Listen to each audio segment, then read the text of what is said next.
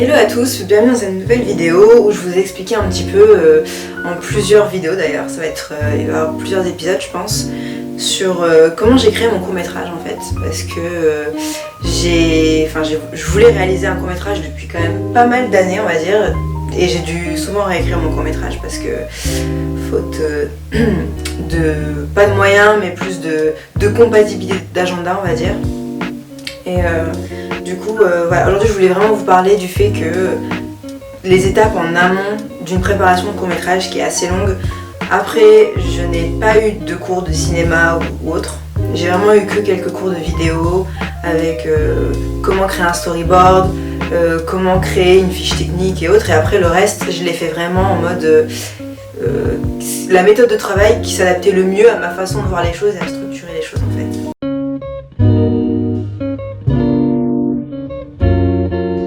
Si vous voulez, mon court-métrage qui va durer environ 2-3 minutes maximum. Je pense qu'il va en faire moins à mon avis. Donc sur ce document, vous allez vraiment rédiger tout. Enfin moi j'ai tout rédigé, c'est-à-dire l'ambiance que je voulais. C'était pas spécialement très bien structuré au début, après je devais le structurer. Mais j'ai vraiment fait un document Word où j'ai tout écrit, tout ce que je voulais. C'est-à-dire tout ce que je voyais déjà de manière très visuelle, de manière très définie, je l'ai écrit pour être sûre que je l'oublie pas et que je puisse vraiment l'intégrer au projet. Donc sur ce document, il y a vraiment tout. Je l'ai repris en main, je suis désolée, c'est beaucoup plus simple pour moi. Donc il y a le titre du projet avec en dessous toutes les personnes qui vont participer au projet. Donc je vous les présenterai bien après. Ensuite j'ai mis les needs. Les needs c'est vraiment les besoins. Donc j'ai trié par catégorie. Donc j'ai d'abord les lieux. J'ai les personnages et j'ai le matériel technique. Donc les lieux en général, là par exemple j'ai 3 lieux à chercher, enfin du coup plus que 2 on va dire. Au niveau des personnages, le nombre de personnages, donc ce que je cherche plus ou moins avec les caractéristiques globales on va dire, c'est pas dans les détails. Arrive l'étape aussi du storyboard. Donc le storyboard c'est assez... c'est l'étape que je préfère parce qu'avant je faisais des vieux dessins tout moches.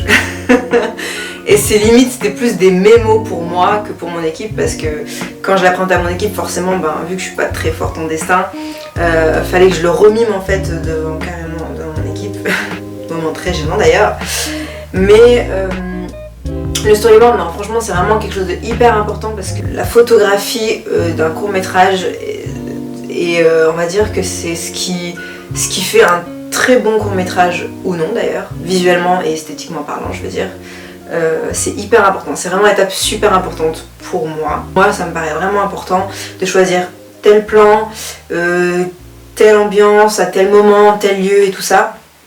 Heureusement dans ma tête j'avais déjà tous les lieux, donc j'ai pu vraiment facilement vous faire mon storyboard. Ouais, c'était vraiment important parce que quand on n'a pas spécialement tous les lieux vraiment en réel, je veux dire, sans avoir fait du repérage et tout ça, c'est vrai que c'est très compliqué d'imaginer les scènes, mais si vous avez déjà les lieux dans la tête, c'est beaucoup plus simple. Donc par exemple, dans mon storyboard, je me suis vraiment inspirée de sites. En fait, il y a des sites qui répertorient en fait tous les films et où vous pouvez trouver chaque capture d'écran, et ça c'est génial. Chaque capture, c'est une capture d'écran de chaque seconde du film en fait. Vous avez le film mais en image, et ça c'est génial parce que quand vous recherchez un plan, juste pour parler à votre équipe, montrer à votre cadreur ce que vous voulez, c'est très important d'avoir ce type d'image. Parce qu'en fait, avant moi ce que je faisais c'était que je cherchais plus ou moins des clips ou des choses comme ça, je faisais arrêt sur image, je prenais l'image et je l'incorporais dans un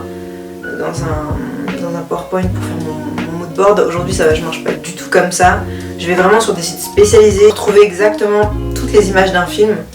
Les openings, les closings de films, vous pouvez tout retrouver et c'est super cool en fait pour bosser nous derrière et de pouvoir créer un storyboard avec une vraie ambiance pour pouvoir mieux se projeter en fait.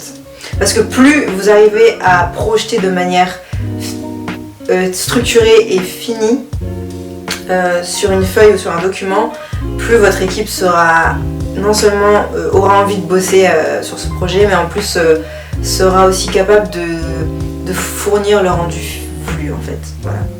Je mettrai quelques liens, enfin je vous mettrai sûrement des noms par-ci par-là sur les sites qui m'ont aidé à faire mes storyboards. Ensuite, pour l'étape du casting, parce que c'est très compliqué aussi de faire un casting. J'ai dû faire le casting et j'ai fait le casting en plus en confinement, donc c'était pas super simple. Mais au final ça a été, parce qu'en fait je pense que ça m'a pris beaucoup moins de temps que si je devais le faire en face to face, passer des auditions et tout ça.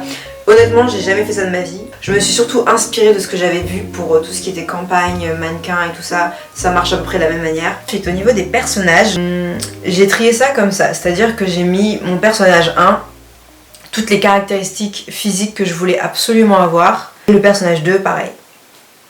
Et ensuite j'ai commencé à faire des annonces sur des groupes Facebook, autres, dans mes amis, savoir s'il y avait des gens qui étaient intéressés, qui correspondaient aussi au profil.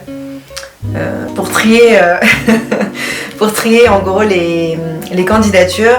Ce qui était simple déjà, c'est que j'en avais pas eu énormément, donc ça m'arrangeait parce que je voulais pas non plus me retrouver avec 100 candidatures, ça aurait été trop long juste à trier. Donc ce que j'ai fait, c'est que je regardais pour voir si la personne correspondait au rôle et si je la voyais dans le rôle. Ça a été très très rapide au final. Je les ai appelés, après j'ai appelé individuellement chaque personne qui souhaitait candidater au rôle pour pouvoir lui parler un peu du rôle, lui expliquer un peu le rôle, ce que j'attendais d'elle et tout ça. Parce qu'il y a quand même des rôles qui sont assez compliqués. Par exemple le rôle de la fille dans mon court-métrage, il faut que ça soit une fille qui sache crier, déjà qui n'ait pas peur de crier en public, comme ça pour, entre guillemets, pour rien, sans avoir besoin d'avoir un contexte particulier et d'avoir aussi une voix très très aiguë. Donc très aiguë, limite tellement aiguë qu'elle serait capable de péter un verre avec ses fréquences. Les acteurs le jour J soient assez détendus pour se mettre directement dans l'ambiance, parce qu'en fait j'ai un peu... Bon, je pense qu'au début ils vont sûrement être un petit peu stressés, mais je pense qu'après ça va le faire au fur et à mesure, on va faire plusieurs prises et tout ça.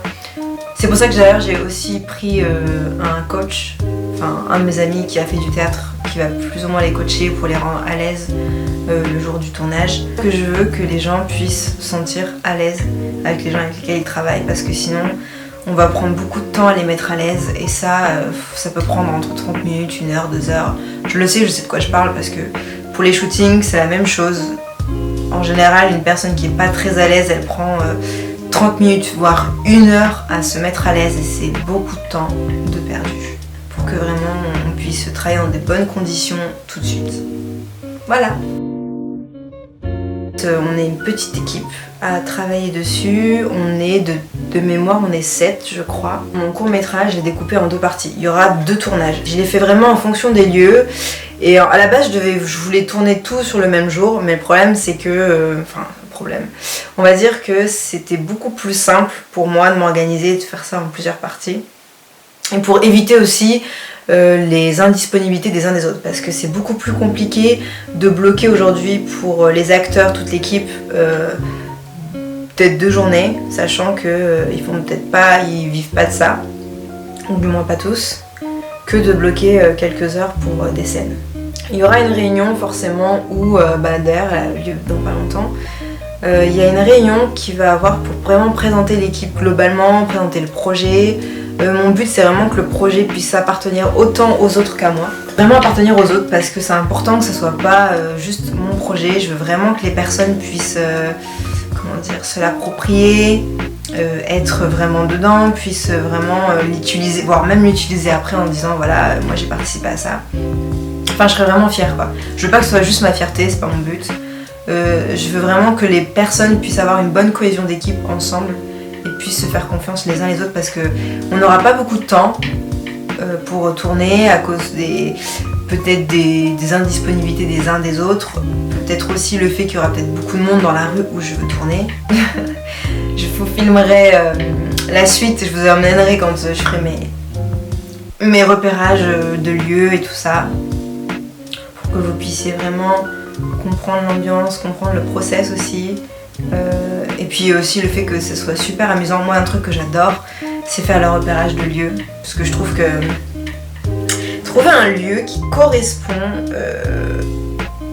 à ton projet visuel, c'est trop cool. Je trouve que c'est vraiment la partie la plus inspirante, je trouve.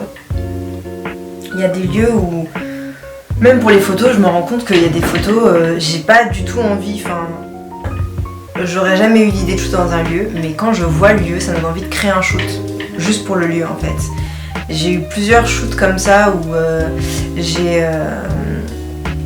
c'est le lieu qui m'a donné envie de shooter. Par exemple, pour mon shooting Lady Killer, j'ai eu envie de shooter parce que j'ai vu le lieu.